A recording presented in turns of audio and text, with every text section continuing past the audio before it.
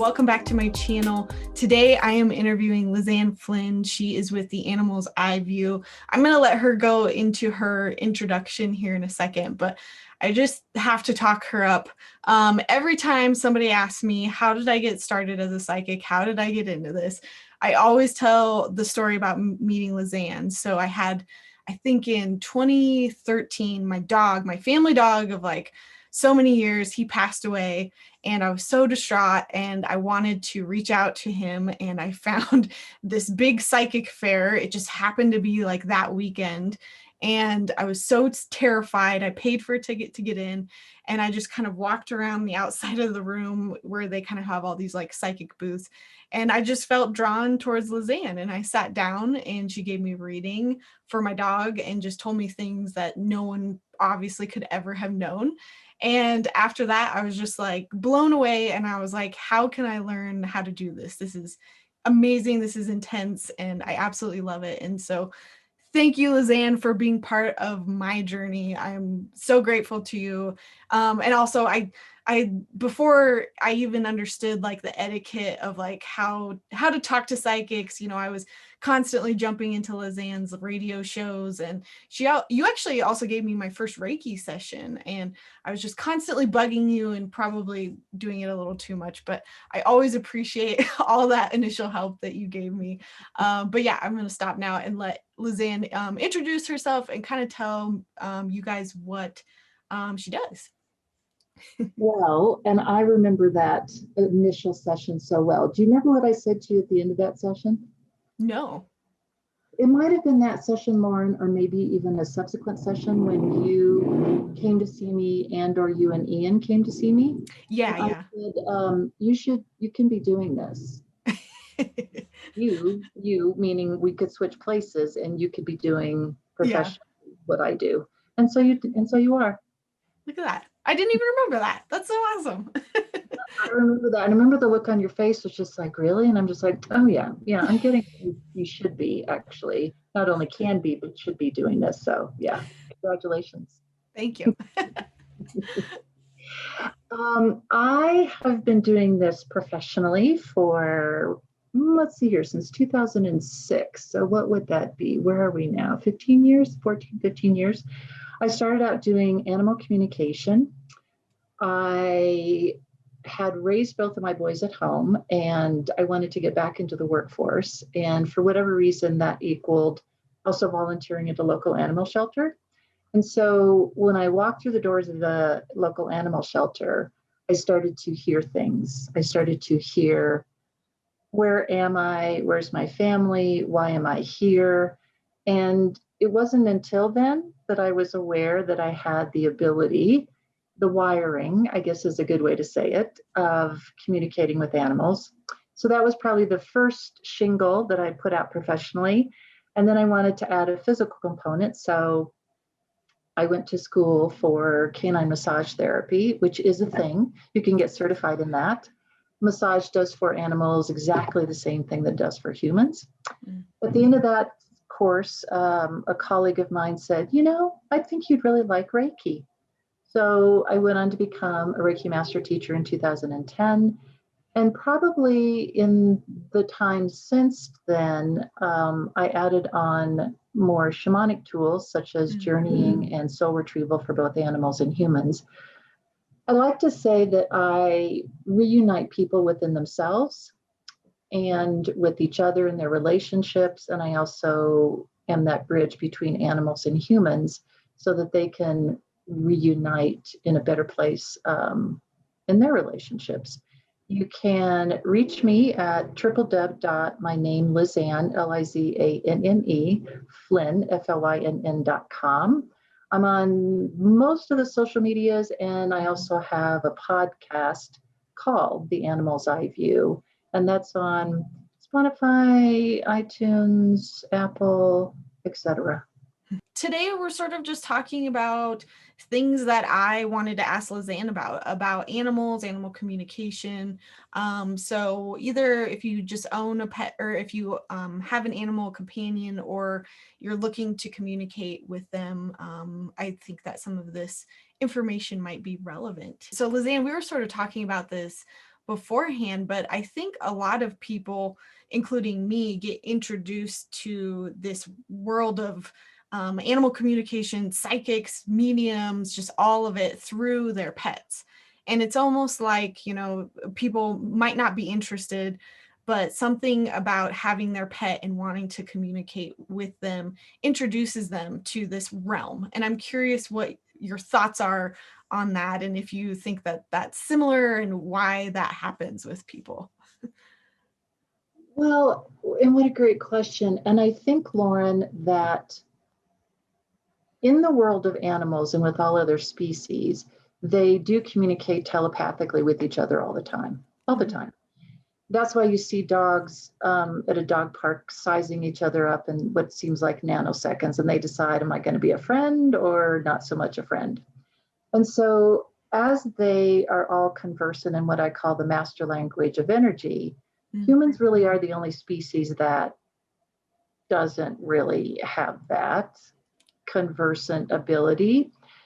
And animals, I think, just because of who they are in our lives, can really be sparks, if you will, kind of, lighting the candle of informing people and showing people how fun it is to communicate in a way where you don't necessarily have to use verbal language. You can simply have communion with another being, because humans were used to having that separation between ourselves and sometimes with our companion animals.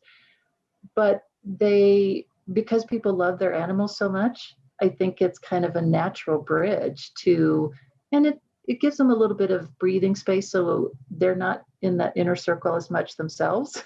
Yeah. They're going to put their animal in there first, kind of see what happens with all of this, woo-woo stuff, see how safe it is.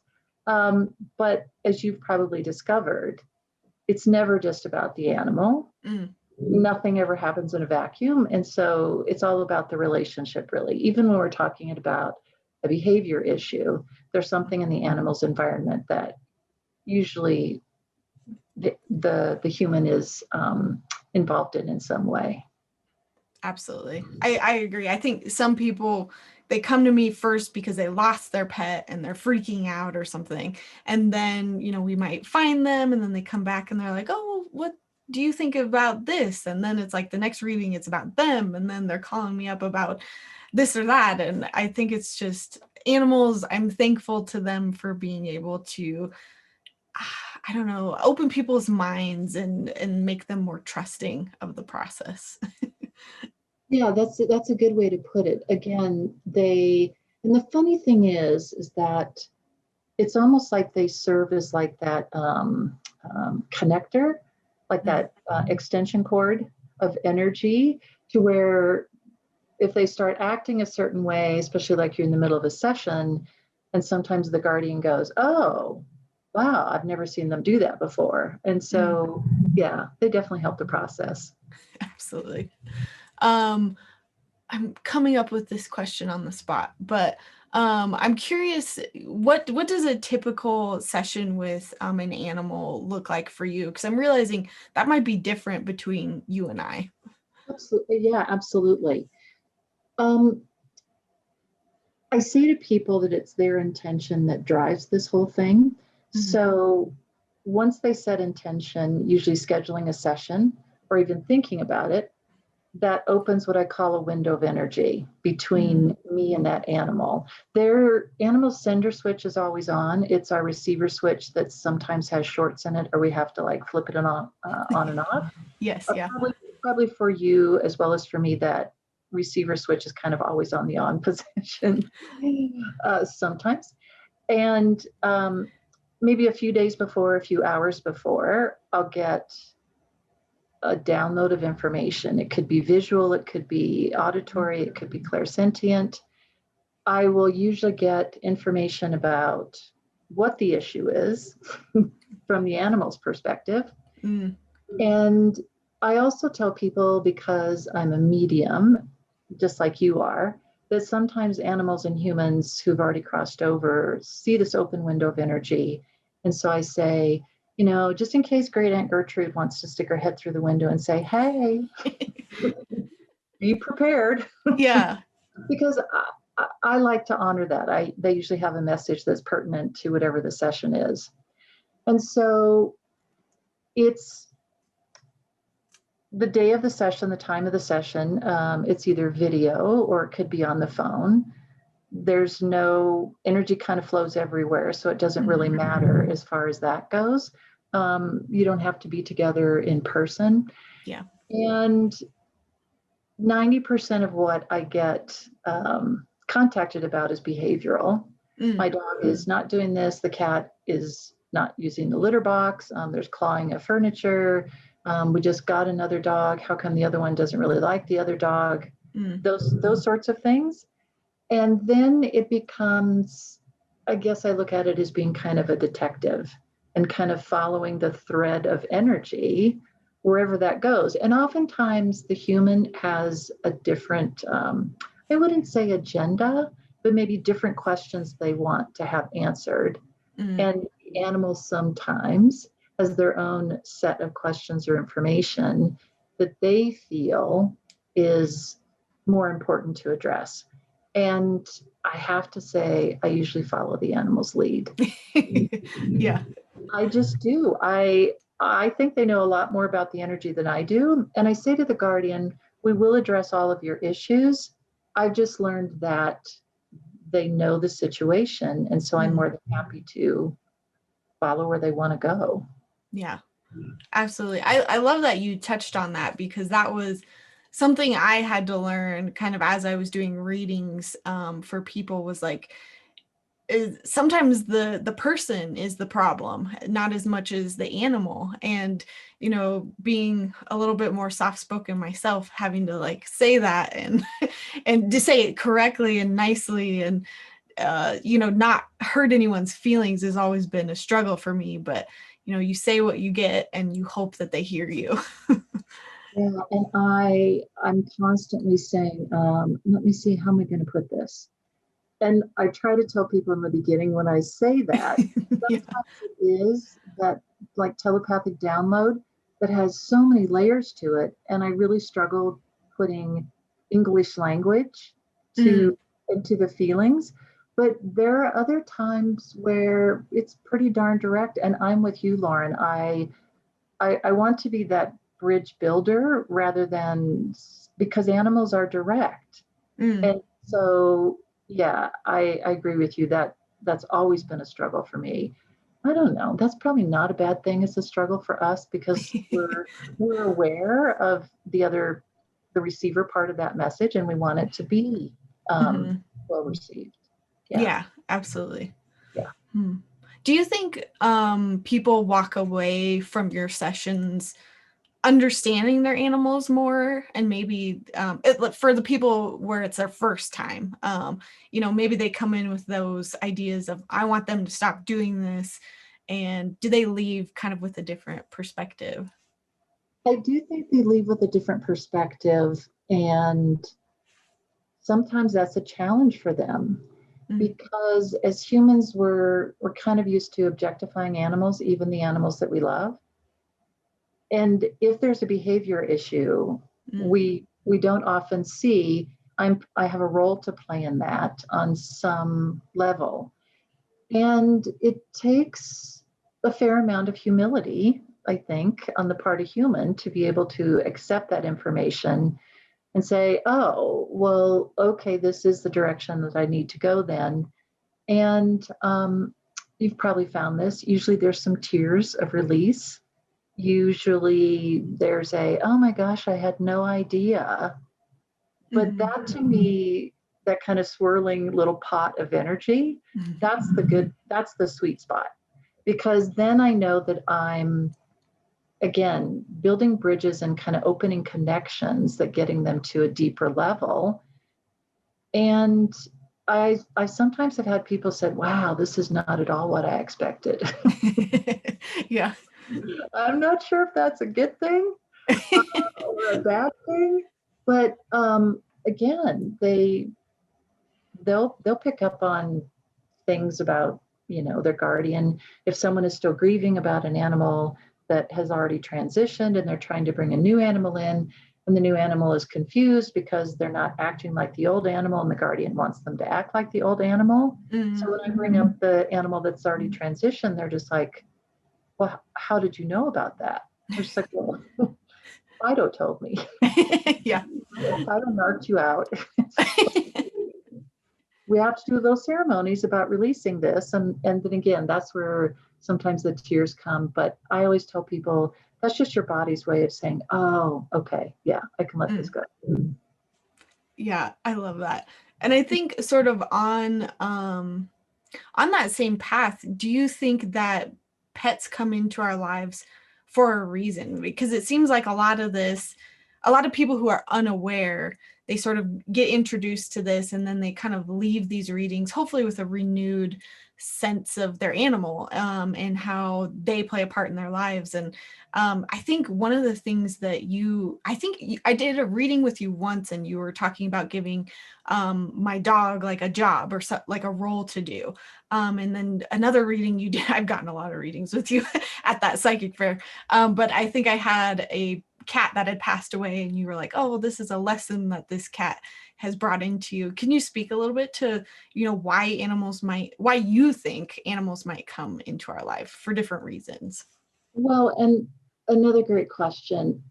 I don't, on this planet and for humans, I think we sometimes feel like, oh, everything is happenstance and, there's no such thing as coincidence. I mean, I perceive there really is a probably organized chaos. It's probably a good way to look at it. And just like with humans and humans having past lives together, I think animals can have past lives together and animals and humans can have past lives together. Mm. That's usually, I perceive, managed, keyword, not dictator to controlled, managed by soul contracts. Mm. And on a soul path level, then each being in that relationship has awarenesses that their soul believes, that divine spark, whatever word you want to use for it, believes that through the shared experience, there will be little boxes that will be ticked off. I learned how to share with another animal. I learned that it's okay not to bark at everybody who comes by. I've learned that on the human side of the equation, it was, wow, I learned how to let go perhaps of physical attachment to the physical form and that actually opens the door to energy. I learned not to take anything that my animal does personally. I learned not to take it personally. If they press up against these boundaries that I set for them, they're not testing me. They're just wanting to see how firm those boundaries are and how consistent they are, because that's their security. So yeah, I do think that animals and humans come together because there's something to be gained, most definitely. And that's of course the hard part, right? Because we look at, for instance, someone who's homeless and actually has a companion animal with them. There would be humans that would say, oh, that's awful. That animal needs to go to a shelter. They need to go into a home. They need to, but I say that soul path is kind of above my pay grade because I don't know what awarenesses each of those beings in this experience is getting. Yeah. I don't feel like I can judge and say that's not okay. I mean, if there's violence, if there's abuse, of course we can step in. But again, that's the shadow part of life on this planet, and it is serving a purpose. That's the hard part, though, right? Yeah. And empaths especially, we want to fix. Yeah, absolutely. I love that perspective and how you're kind of putting it. And it reminds me, my cat that I have right now, I've had him, oh geez, almost 11 years now. And he's just been his own energy. And he's very like, I think what he's taught me, the lesson he's taught me is I can't control him. I can't, I can't, I'm not the boss of him. He's the boss of himself. And that was very important for me to learn as, I had him before I started doing all of this work, and I had him during and after. And so he's been this consistent reminder that animals have their own personality, their own agenda. We're not in control of them at all. And so when you're talking about these lessons, that's kind of what I'm thinking of with my cat that I have. Well, and oh, I love that. And they do have their own soul paths. I think again, Mhm. sometimes even unconsciously in objectifying animals, we perceive, oh well, they're here for us, and Mm. that I have them, I own them. Yeah. But the more you can kind of soften that and loosen that a little bit, and it's so great that you doing the work that you do with our own companion animals. And I think sometimes people think that everything is perfect for us and everything is fabulous. No. And we know what we're doing. And so our companion animals never give us any worry or any grief or any frustration. Nope. That's so not true, people who are watching this Exactly. video. That's not reality. Oh, that is so true. And I'm just like, as you're saying it, I'm going over all these things, and I'm just like, I think you even gave me a reading once, and I was thinking about bringing a dog into the house, and you were like, he's not going to get along with your cat. And I listened to you, but I didn't listen to you, and I brought him in anyway, and they still butt heads to this day. And I always kick myself. I'm like, I should have listened to Lizanne, but Well, but even the really interesting thing is, and this is kind of a rabbit hole thing. So, Mhm, so you went ahead and made that choice. mhm, There still are awarenesses that you're getting, and still are awarenesses that they're getting. And so it's not really a wrong thing, but it's like instead of this off ramp or on ramp, you took a different on ramp. mhm. And so, which is, again, that's the rabbit hole thing where it's quantum physics and string theory and all that kind of Yeah. stuff. Well, and I think that's also a good point, because a lot of people, they put so much into psychics or into animal communicators, and they feel like they have to do exactly what they say. And so sometimes I'm like, you make your own decision at the end of the day, and there's no right or wrong way. Those animals, your guides, your spirit helpers will support you whichever way you go. You have that choice and that free will. But Absolutely. Yeah, absolutely. talking about mediumship and talking to animals that have passed, where do you think, and I'm asking this because a lot of people ask me this, where do you think these animals go when they die, when they pass? Okay, such a good question. I had an experience once with a cat who had transitioned actually rather suddenly. There Mm-hmm. were no health issues. He wasn't a geriatric kitty. Mm-hmm. And I'm trying to, I don't think they did a necropsy on him. So the reason for leaving, for transitioning, I think if memory serves, let's see if he wants to come in. It was like a multi-system failure. It may have been like a stroke, Mm-hmm. an aneurysm, something along those lines. That's what I'm sensing.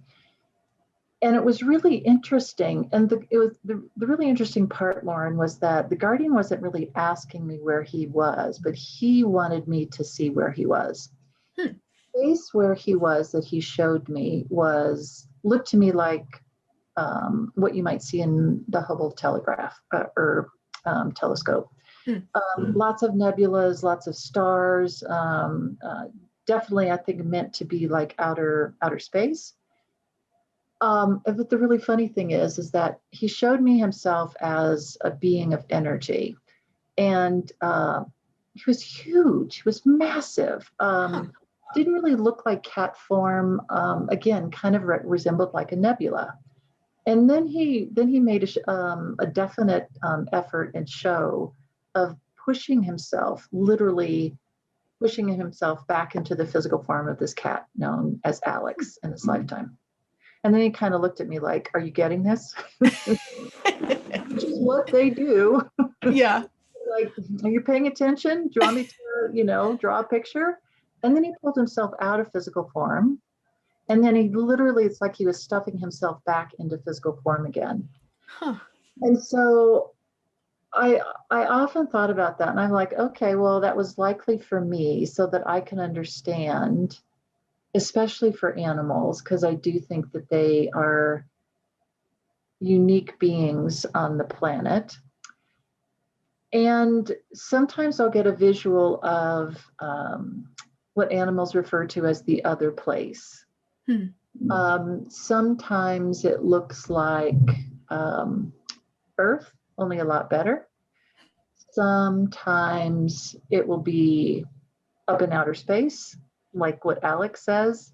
Mm-hmm. Sometimes when a guardian wants to connect with them, I'll get it will come across as a busy signal, and their energy will feel really distant to me, and I'll get the impression that they aren't even in the layers of dimension surrounding the planet beyond third dimension.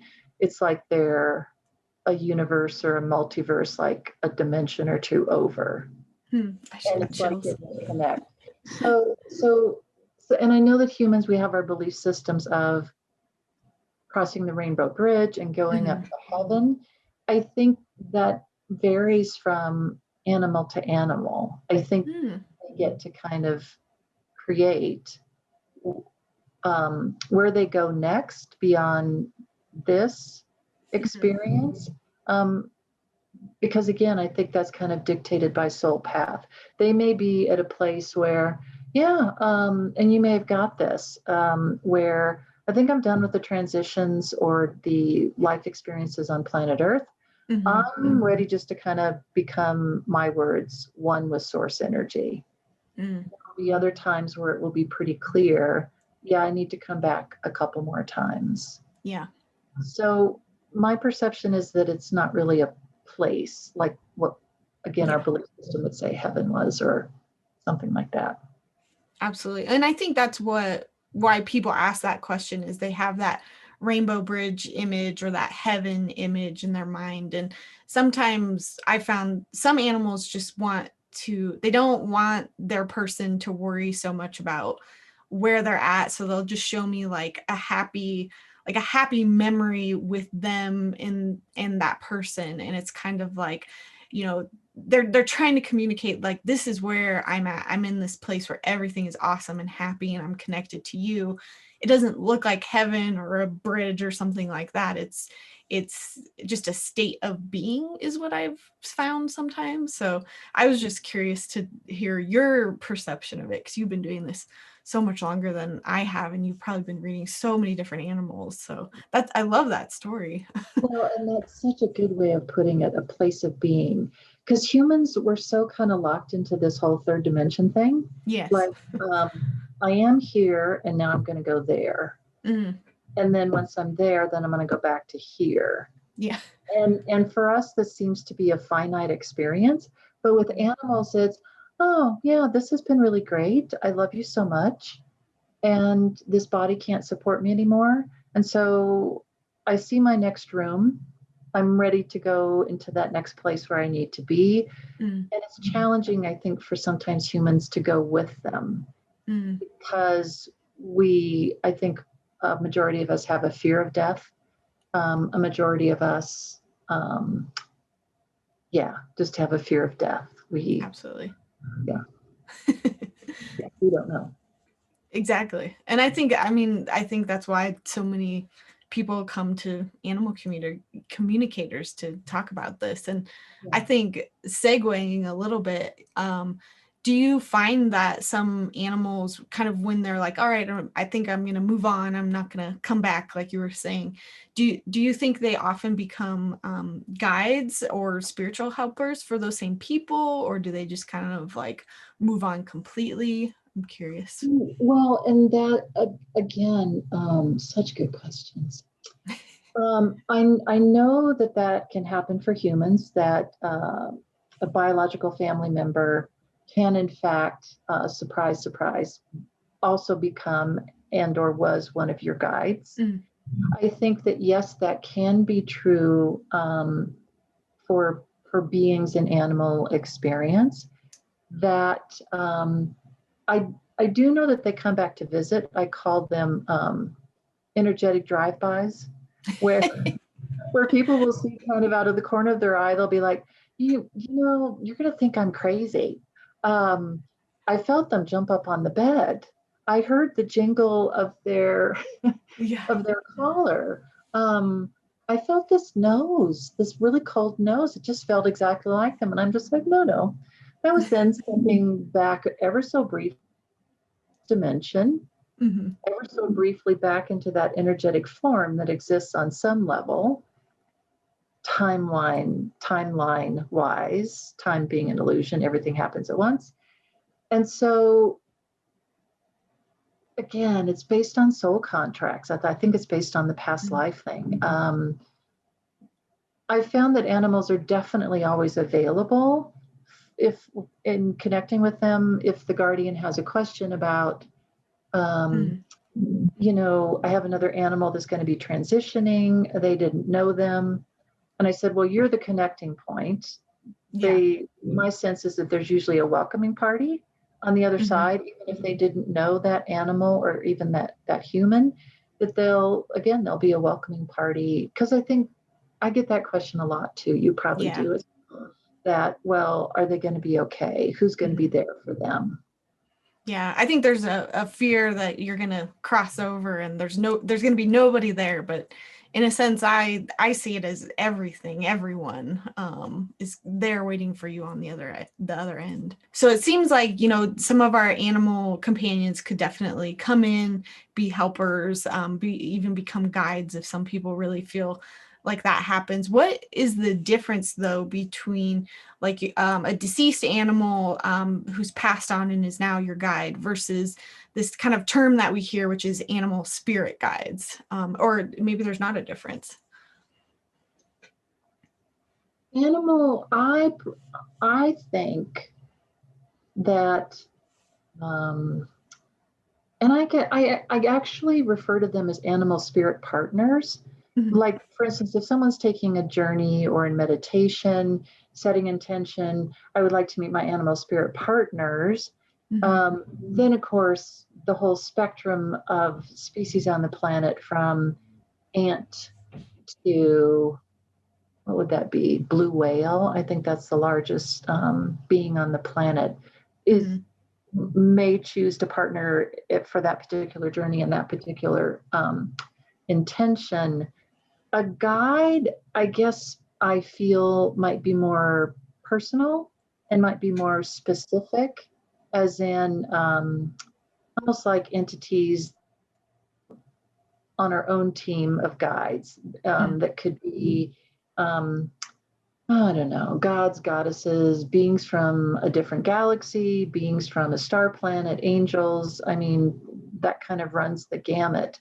Mhm. But to me, that it feels more personal and more like, what I'm hearing is a contract Mhm. of, oh yeah, we're gonna work with you for the next little space and time. Does that make sense? Yeah, yeah, absolutely. Yeah. Yeah. And I And go go ahead. ahead. This is hilarious. Two empaths not wanting to Yeah. offend each other. It's so funny. And sometimes the guides, which again, you've probably had this. Occasionally, even people like you and me will get like a change in guides, a Mm. change in upgrade. And I remember the first time that happened, and it was like in a dream state, and they're like, "Well, okay, see ya." I'm like, "Where are you going?" I didn't say you could leave, perceiving, of course, that I was in charge of that. Au contraire. And then another team came in, entities, and the message was, well, we've kind of finished our work with you, and so there's going to be another team coming in. And I think sometimes when we talk about like animal totems, power animals, etc., Mhm. I resist that a bit Yeah. because humans are big on ownership. Mm, We're big on that individual. This is my guide, my power animal, etc. mm-hmm. I think a loose embrace is better. That if we let them choose who's going to come in and who's going to leave, I perceive it works a little bit better. Mm-hmm. Yeah, I agree. I think you had mentioned that to me once also, because I came with the same question, oh, what's my totem? And you sort of explained it, and I was like, okay, that makes sense. We don't own them. They don't only come in to help us with very like one very specific thing, and that's it. They're variable. They come in and help us with multiple things, or they might come in for a long time or a shorter amount of time. And they don't stick to those like a book description, I guess is what I'm trying to say, as well as we think they do. Yeah, exactly. And that's our individual, and that's where we get to the place of, well, okay, you can give me this answer. Mhm. And it's just like, no, they're really going to give you guidance, which of course is actually my oldest son put so beautifully once. He goes, I don't understand why they just don't send a text. Yeah. Like, yeah, there's this funny thing called free will on this planet. I didn't design it that way, but my perception is that they'll kind of give you enough information again where you can be dangerous, but and say, you really want to do that? Are you sure that's the choice that you want to make here? Mhm. But they're not going to stop and step in the middle in front of free will. That's a whole point for us being here, I think, to make those choices. Yeah. Lovely. Yeah. I like how you put that. That's great. So for psychics out there or people who are learning how to be animal communicators, do you see any difference in reading an animal versus a person? When because I started out doing animal communication, Mhm. and as you know, and unbeknownst probably to like a new client, before they come to see you, um, that's where I think people go, well, this isn't what I expected at all. Because Mhm. you are also interacting with the guardian's field of energy because they affect one another. Mhm. Um, so there was that. And then I was working with animals that had already crossed over. Mhm. And then I had my first interaction with a human that had already crossed over. And I hadn't had that experience before. Animals opening the doors for everything, just like, yeah, we think you're ready for this. Mhm. What really struck me in that moment was the clarity of the animal, their energy. It felt very clear. It felt very straightforward. It didn't feel muddled. Mhm. And when I connected with the human, there appeared to be almost like layers of thought. It was a really interesting experience, like layers of thought. And it's almost like there was like they were wrapped in cotton batting or something Huh. that was kind of muffling their energy. And it's kind of been that way ever since, Lauryn, that when I feel an entity and energy come in, I'll be able to tell fairly quickly whether that's animal or human. Mhm. Um, the male female thing will come in probably shortly after that. There may be a name, there may be a letter, there may be a visual thing, an auditory thing, whatever that happens to be. Mhm. The human energy has kind of continued to be, again, just a little bit muted, like the Yeah. volume is turned down just a little bit.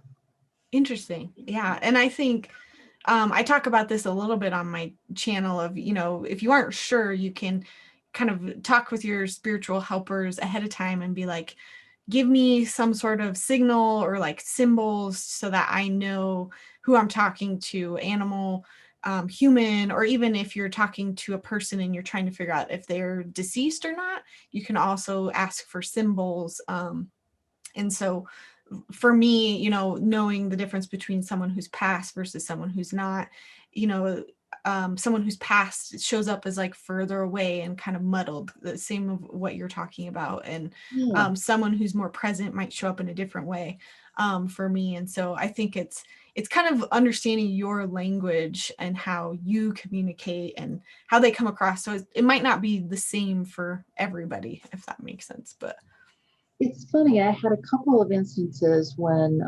pre-pandemic, when I was at ISIS mhm. and doing my weekly gig there. Oh yeah. Um, when a group of us would get together Hmm. and we would be talking about a person, a thing, a client that someone had just had, it was it was really funny how there would be kind of this automatic, like instantaneous, oh yeah, yeah, I feel that. Oh yeah, this is going on. Oh yeah. Oh, and it's it was a really fun little, like, kind of like a game of what's that game of like non-whisper, where you try to whisper something to somebody and how it kind of gets through. This was Yeah. obviously remarkably clear, and everybody's just like, oh yeah, I feel that. Oh yeah, yeah, yeah. Oh yeah. Crazy. Oh. But yeah, and I wonder if you have sometimes with people, like if an animal's been lost or Mm, they had to surrender them at some point, like early on for whatever reason, and lots of grief and need to release that, etc. mhm. When a being has transitioned, I call it, this might sound kind of harsh, it feels like a dead spot to me. It, Hmm. like with cell phone reception, there will be like a flattening of what I normally perceive as like a really vibrant stream of energy. Mhm. It will be like, again, just like a one-dimensional like piece of paper versus something that's three-dimensional. And Gotcha. as well, if there's been an abrupt ending of either animal or human, my body will kind of feel the impact of that. Hmm. There will be like, I'll be able to feel if it was, for instance, sometimes a suicide, a Mm. murder, if there was an accident, it will just, it's like somebody clapped their hands, just like a smack, and I'll Interesting. feel that. Yeah. Yeah. And I think that just for those who are out there who are like, I want to know the difference, I think it's practice, it's understanding uh kind of how those messages come up. And once you do so many of them, you'll start to be like, oh, okay, I'm starting to get that suicides tend to come across this way. And so I think just with that, it's practice. And for those out there who are wanting to connect more with their animals, either professionally or just for themselves, do you have any tips or anything that you recommend doing for people who are kind of new to this? I would say, and you put it so well, a place of being, Hmm. which is oftentimes a struggle for humans because we're so used to the doing part. Yeah. If you can be receptive, and if you can be expectant without expecting. Mm, And so it will feel perhaps like a neutral place.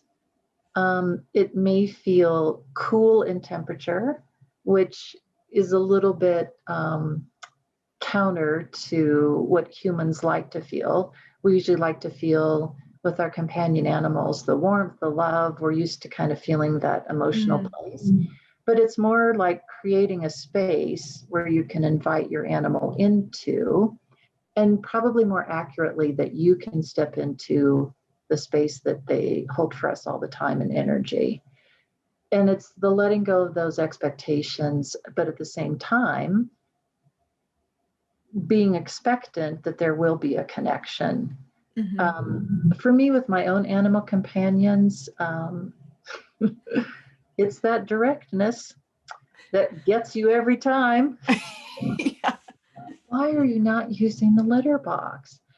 It's your work schedule changed, and I'm uncomfortable with your work schedule, and it will really catch you off guard. But that's Yeah. that being receptive to whatever it is that they're going to be saying to you, that sometimes is the really challenging part. Yeah. Yeah.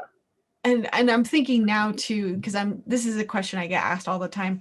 Do you see a difference between communicating with your animals versus other people's animals? And what's that difference?